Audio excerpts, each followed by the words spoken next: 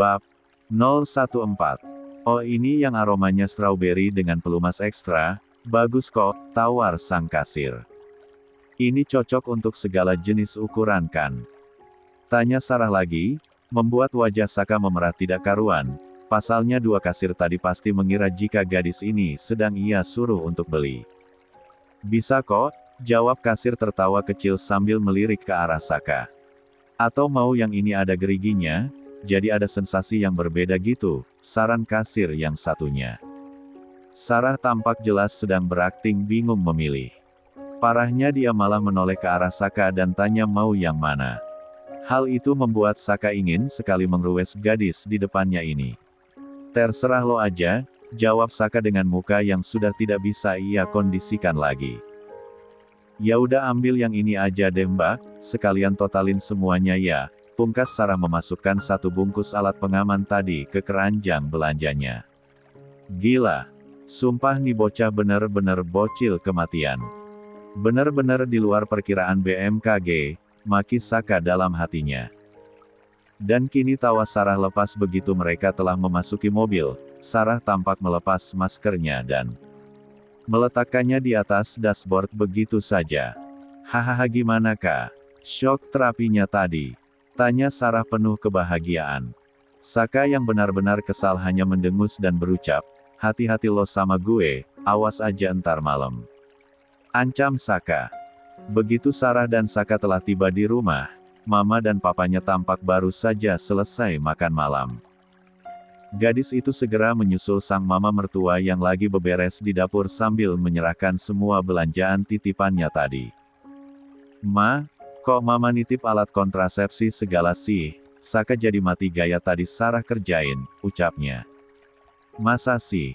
Perasaan mama nggak pesen itu. Mana coba lihat daftar belanjanya tadi, pinta Mama Ratna. Nih ma. Silakan mama cek, ada kok itu yang paling bawah. Tunjuk Sarah, sang mama malah tersenyum dibuatnya. Oh ala ini sih kayaknya ditambahin sama papa kalian. Tuh tulisannya aja beda, papa mikir mungkin yang akan pergi Biminah, ujar mama santai. Aduh gawat, gumam Sarah. Kenapa Ra? Tanya Mama Ratna. Sarah ke kamar dulu ma, mau minta maaf sama Saka, ucapnya. Ya udah sana, ingat udah malam jangan ribut-ribut, pesannya. Sarah telah berlalu dari dapur, ia saat ini sedang membuka perlahan pintu kamarnya ia melongokkan kepalanya ke dalam. Tidak melihat Saka di sana tapi terdengar suara gemericik kamar. Oh iya Sarah baru ingat mungkin lelaki tersebut sedang mencuci rambutnya dari pewarna rambut itu.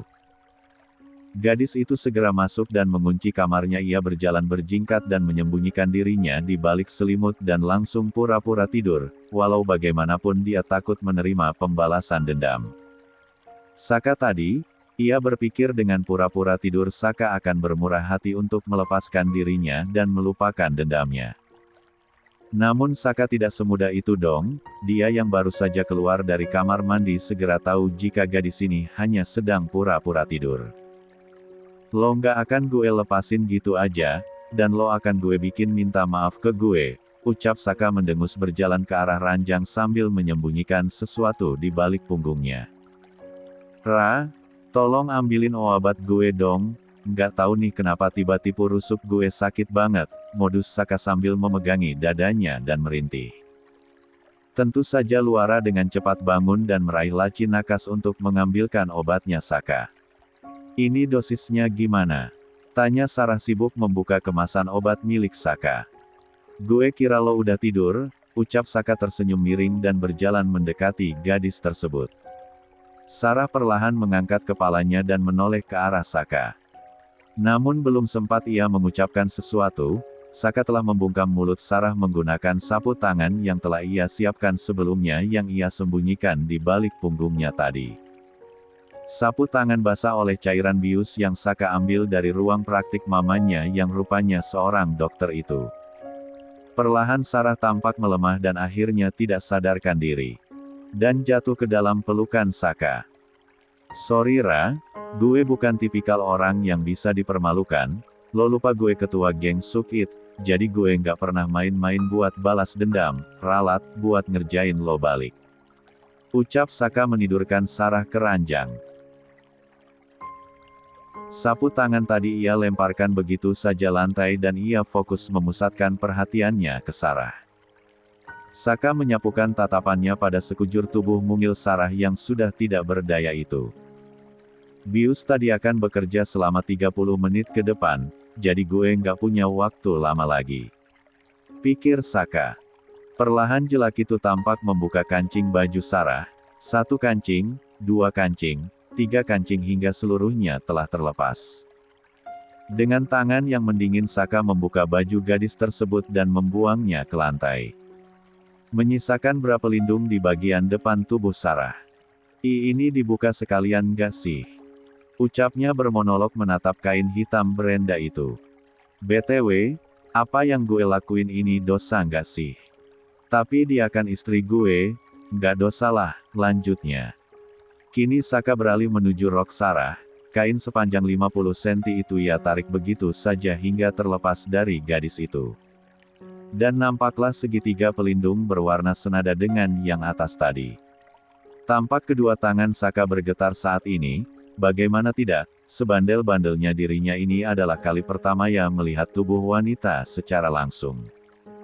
Matanya berkedip perlahan menyaksikan apa yang ada di hadapannya. Sorry Ra, kalau gue udah bertindak melewati batas, pungkas Saka. Akekak.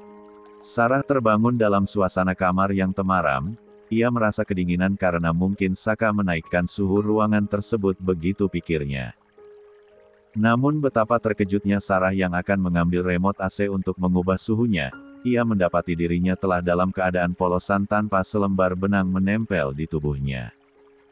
Ia syok bukan main. Sarah memberanikan diri untuk mengintip ke balik selimutnya, ia benar-benar polosan saat ini. Matanya tertuju pada semua pakaiannya yang berceceran di lantai, ia merasakan sesak di dadanya, ia sangat kecewa dengan Saka, masa depannya telah hancur, apa yang ia jaga dengan baik, diambil paksa darinya. Ia lebih kecewa lagi saat menoleh ke samping tidurnya, tak ada Saka di sana. Ia menoleh ke arah sofa, lelaki itu juga tidak ada di sana.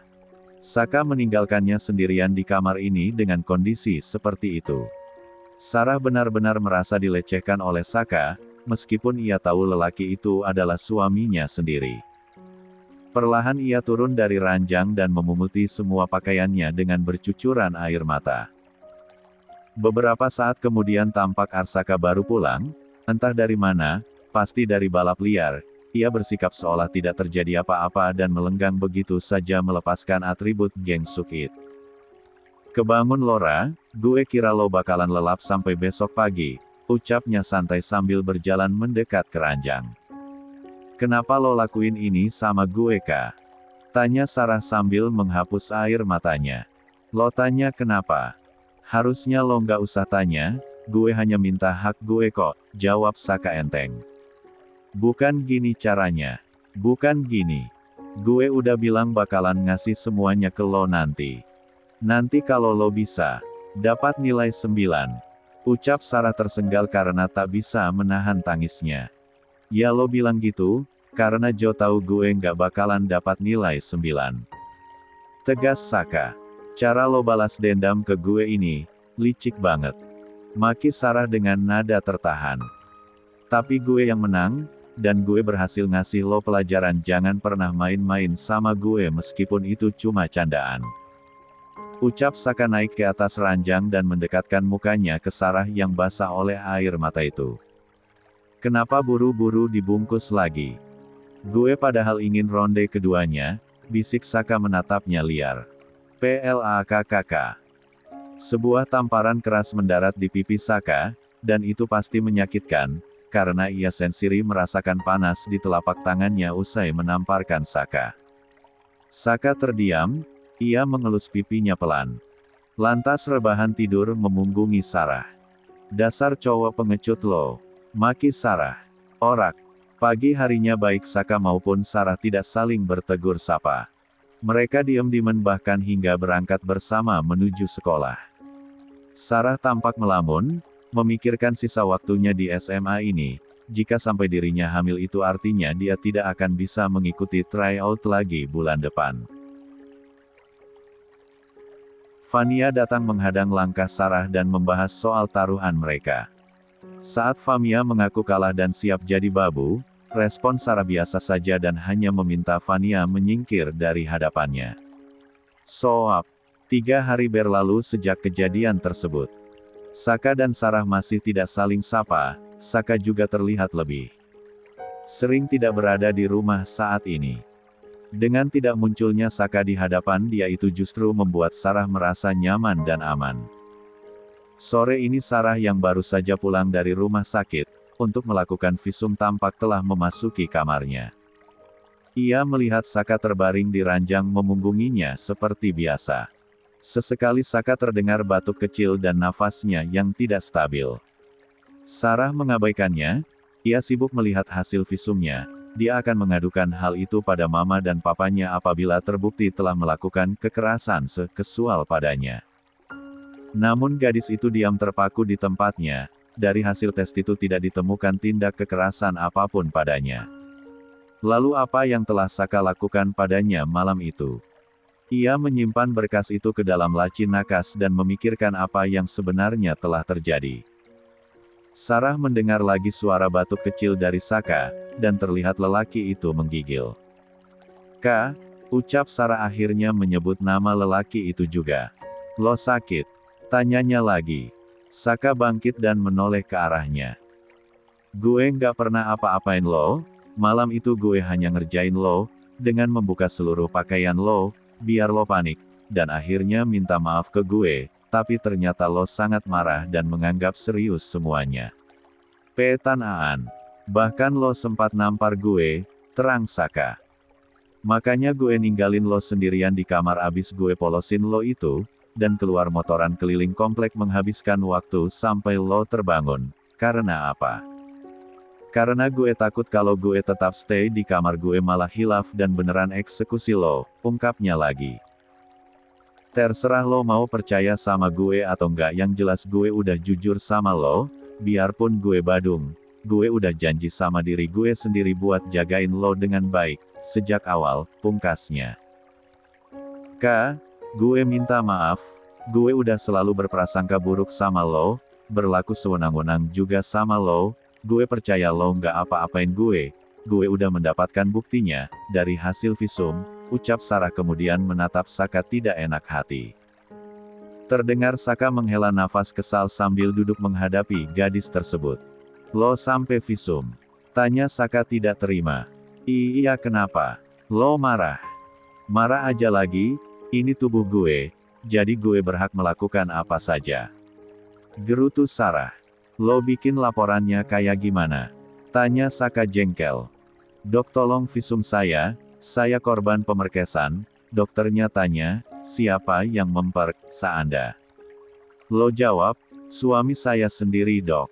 "Lawak kali hidup Lora," pungkas Saka masih jengkel. Sarah terdiam, dia tidak ingin membantah ucapan Saka meskipun ucapan lelaki itu tidak sepenuhnya benar. "Gue minta maaf ya Kak," ucapnya lagi. "Minta maaf buat yang mana, dosa lo banyak banget sama gue," gerutu Saka. "Minta maaf buat semuanya, buat udah ngerjain lo di minimarket, buat udah nampar lo kemarin, buat marah-marah nggak jelas, dan pokoknya buat semuanya deh," papar Sarah. Saka kembali rebahan. Kali ini, ia masih menatap Sarah. "Kalau gue nggak mau maafin, please maafin gue ya Kak," rengek Sarah. "Oke gue maafin tapi ada syaratnya." "Apa?" Saka tersenyum penuh arti menatapnya. "Gue mau itu," tunjuk Saka ke arah dada Sarah. "Lo mau apa?" tanya Sarah gugup. "Nenen," jawab Saka singkat. "What the F, cek. Lo gila. Mau nggak dimaafin 10? "Ya mau." "Ya udah gue mau itu tadi." Ya udah tapi jangan lebih-lebih kemana-mana ya." "Iya." Sarah akhirnya menyusul rebahan di samping Saka. Dan pasrah membiarkan Saka melakukan apa yang dia mau. Sarah merasakan suhu tubuh Saka yang kian meninggi disertai batuk ringan saat lelaki itu sibuk dengan apa yang dia mau tadi. "Saka, Hamif udah ya?" pinta Sarah. Lelaki itu tidak menjawab dan masih sibuk cosplay jadi bayi gede. Lo tuh lagi sakit, gue mintain obat ke mama dulu ya, lanjut Sarah. Lelaki itu beringsut dari area dadanya dan kembali rebahan di sampingnya. Sarah buru-buru merapikan kembali pakaiannya, dan segera bangkit dari ranjang. Gadis itu keluar dari kamar untuk menemui mama mertuanya. Ia melihat kedua orang tua Saka tengah asyik nonton TV di ruang tengah di lantai 1, dengan segera menghampirinya. "Mama," seru Sarah memanggil wanita paruh baya tersebut. "Iya sayang, ada apa?" "Saka sakit ma, suhu tubuhnya meningkat, dia juga batuk," terang Sarah. "Aduh Saka demam," sahut sang papa. "Lia pa," jawab Sarah merasa bersalah. "Kamu temenin dia dulu ya, mama ambilin obatnya," sahut sang mama. "Ayo Ra, papa ikut lihat kondisi Saka." Sarah mengangguk mempersilahkan. Sarah dan papa Angga segera naik ke lantai 2 menuju kamar Saka. Saka itu kalau lagi demam gini benar-benar ngedrop kondisinya Ra, dia mungkin memang anak yang agak bandel, tapi sekalinya kena demam dikit dia langsung tumbang, terang sang papa. "Kok bisa begitu Pak?" tanya Sarah khawatir. "Kalau udah demam itu dia beneran nyusahin Ra, dulu terakhir demam itu pas dia masih SMP, kelas 8 mungkin, dia bisa-bisanya minta dibelikan naga sama dinosaurus. Terus emang ada pet shop yang jual binatang macem itu." Gerutu sang papa mengenang kejadian di masa lampau itu. "Hahaha, terus papa belikan apa sebagai gantinya?" tanya Sarah tertawa kecil. "Ya papa belikan permen Yupi itu, yang bentuknya kayak yang dia minta, malamnya langsung sembuh dia," ucapnya. Mana kalau nggak diturutin itu maunya dia, merengek-rengek dan demamnya makin tinggi. "Jadilah ini saya yang bertengkar sama mamanya," lanjutnya. Gadis itu terdiam. Saat ini mereka telah kembali memasuki kamar. Ia melihat Saka telah tertidur di ranjang. Mereka, sang mama juga tampak menyusul sambil membawa obat pereda demam dan juga segelas air untuk Saka minum. Sarah seketika menjadi masigul sendiri. Dia jadi berpikir jika keinginan Saka yang aneh tadi untuk sama dia itu adalah efek demam yang dialaminya.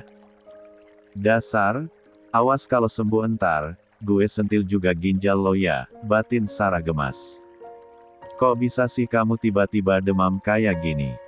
Ayo bangun, diminum dulu obatnya," pinta sang mama. Membangunkan putranya itu. "Ma," ucap Saka kemudian dengan kelopak matanya yang berair efek demam yang dideritanya. "Iya apa? Kamu mau minta apa?" tanya sang mama dibuat sesabar mungkin. "Mau Sarah," jawabnya. Kedua orang tua itu saling beradu pandang. "Maunya Sarah untuk apa?" "Dia ada di sini," jawab papanya. "Jangan bolehin Sarah ceraikan Saka ya," ucapnya. Kedua orang tua Saka itu segera menoleh kompak ke arah Sarah. Saya tidak pernah ngomong yang aneh-aneh ke dia ma, pa," ralat Sarah buru-buru. "Kalian abis bertengkar?" tanya Mama Ratna. "Lia ma, tapi udah beberapa hari yang lalu dan udah baikan juga," ungkap Sarah. "Tuh dengar Saka, Sarah nggak akan ninggalin kamu," ucap sang mama. "Dia bohong," sahut Saka dengan mata terpejamnya. "Kok bohong sih? Kapan gue bilang mau ninggalin 10? Tanya Sarah yang mulai tersulut karena kesabarannya yang setipis tisu itu. "Ra, ada masalah apa?" tanya sang papa. "Tunggu, dasar sialan tuh bocah, kenapa jadi seolah di sini gue yang salah sih? Awas aja yo entar ka," batin Sarah kesal. Nggak ada masalah apa-apa pa, hanya kesalahpahaman biasa," jawab Sarah mencoba mengulas senyumnya. "Saka udah kamu istirahat ya, jangan ngomong yang enggak-enggak, kasihan tuh Sarah," ucap Mama Ratna. "Mau dede bayi ma," ucap Saka kemudian. Apa? Papa lebih baik kamu minta telurnya cacing besar Alaska, daripada kamu minta bayi." "Tunggu Sarah lulus dulu," sahut Papa Angga kesal. "Papa jahat, Saka minta dede bayi nggak dikasih," gerutunya. "Biar Saka punya adik," lanjutnya. Adik? Bukan anak?" tanya Papa melongo. "Itu gampang, nanti malam Papa bikinin adik buat kamu ya," ucap Papa Angga yang langsung digaplok Mama Ratna di bagian bahunya. OMG, keluarga macam ini. Batin Sarah dengan senyum awkwardnya. Bener yang dikatakan Papa Angga, Saka kalau Jagi demam mintanya suka yang aneh-aneh, batin Sarah. Ra, kamu temenin Saka dulu ya, dia abis minum obat, pasti segera tertidur, pinta Mama Ratna.